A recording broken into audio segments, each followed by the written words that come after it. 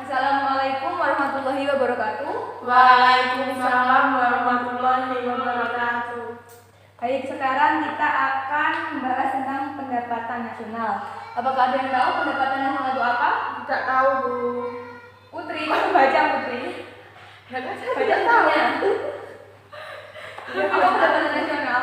Pendapatan nasional adalah jumlah pendapatan yang diterima oleh seluruh rumah tangga keluarga atau RTK di suatu negara dalam periode tertentu. Nah ya betul ya. Ada pendapat lain yaitu pendapatan nasional itu didefinisikan sebagai jumlah barang dan jasa yang diproduksi oleh sebuah negara dalam satu tahun yang diukur dengan satuan uang. Maksudnya di sini yaitu adalah semua output dari barang dan jasa di akhir periode pada suatu negara itu dihitung dan jumlahnya itu akan jadi nilai akhir yang disebut dengan pendapatan nasional.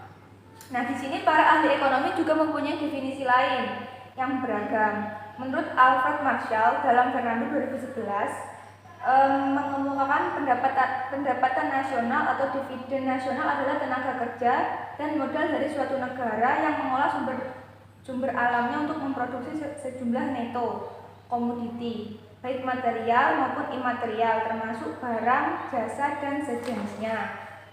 Nah, di sini berarti semua jumlah total output atau barang dan jasa dari suatu negara yang dikelola oleh warga negaranya sendiri itu akan dijumlah dan hasil akhirnya itu akan menjadi pendapatan nasional. Ada beberapa konsep yang berhubungan dengan pendapatan nasional. Konsep-konsep itu yaitu ada yang pertama produk domestik bruto atau yang disingkat GDP. Apa itu GDP? GDP adalah total nilai barang dan jasa akhir yang dihasilkan oleh suatu perekonomian dalam periode tertentu yang dihitung berdasarkan nilai pasar. Yang kedua ada produk nasional bruto atau GNP. Di sini biasanya disebut disebut PNB. PNB ini apa? PNB adalah total nilai pasar semua produk dan jasa yang dihasilkan dalam satu tahun. Tenaga kerja yang disediakan produk atau warga negara Indonesia dalam negeri maupun di luar negeri. Jadi di sini GNP itu adalah hasil dari tenaga kerja atau warga negara Indonesia di dalam maupun di luar negeri. Jadi kayak TKW, TKI itu kan dia itu penyumbang dividen terbesar di negara ini. Nah, itu masuk ke dalam PNB. Kayak perusahaan Indonesia yang ada di luar negeri itu masuknya nanti ke PNB, bukan ke negara itu sendiri. Kalau di negara itu sendiri mereka bayar pajak ke negara itu. Tapi kalau hasil akhirnya mereka akan menyetorkan ke Indonesia dan masuk ke dalam PNB ini sendiri. Jadi PNB hanya dihitung total output warga negara saja. Jadi warga asing yang ada di negara kita itu tidak akan dihitung jumlahnya. Hanya jumlah produksi barang dan jasanya tersebut. Yang ketiga ada produk nasional neto atau NNP. NNP ini rumusnya yaitu GNP dikurangi penyusutan barang plus barang pengganti modal. Nah, itu nanti dihitung dan totalnya akan menjadi NNP atau Net National Product. Yang keempat ada pendapatan nasional neto atau NNI. NNI ini rumusnya NNP Net National Product dikurangi pajak tidak langsung plus subsidi. Nanti hasilnya akan jadi NNI. Yang kelima ada pendapatan perseorangan atau personal income yang disingkat PI. PI ini adalah penerimaan yang benar-benar sampai ke tangan rakyat. Karena tidak semua penerimaan itu jatuh ke tangan rakyat. Nah, di sini supaya benar-benar jatuh ke tangan rakyat itu harus ada rumusnya, yaitu NNI plus transfer payment dikurangi laba ditahan plus asuransi plus iuran jaminan sosial plus pajak perseroan. Nanti hasilnya itu akan menjadi pajak perseorangan dan itu yang benar-benar jatuh ke tangan masyarakat. Yang keenam ada pendapatan disposable atau setelah pajak. Pendapatan ini adalah pendapatan perorangan yang telah dikurangi dengan pajak penghasilan. Rumusnya yaitu personal income dikurangi pajak penghasilan. Nanti jadinya adalah disposable income. Yang ketujuh atau yang terakhir ada PDRB, produk domestik regional bruto.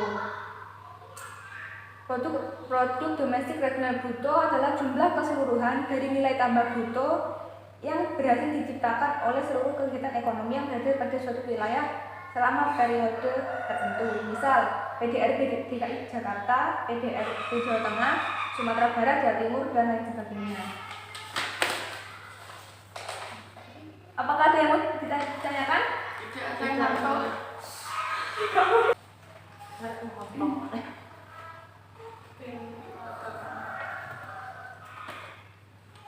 Tidak ada.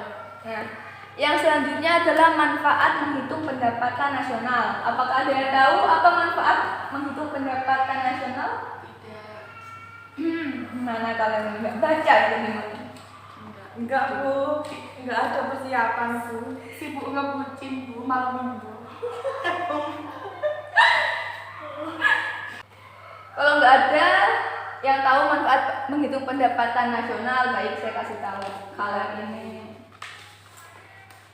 Manfaat menghitung pendapatan nasional yang pertama, kita bisa tahu analisis pendapatan negara dari tahun ke tahun.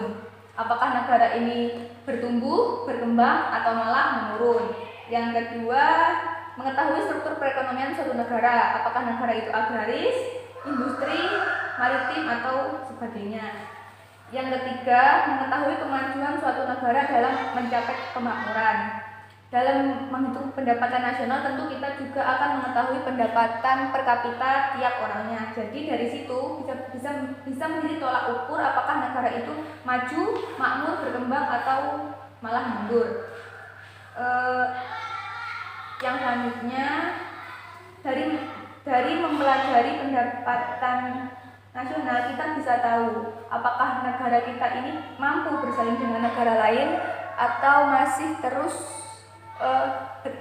berkembang atau butuh waktu yang lama untuk mengejar ketertinggalan kita dengan negara maju lainnya seperti negara Singapura, Amerika, Cina, Korea, dan negara-negara maju lainnya.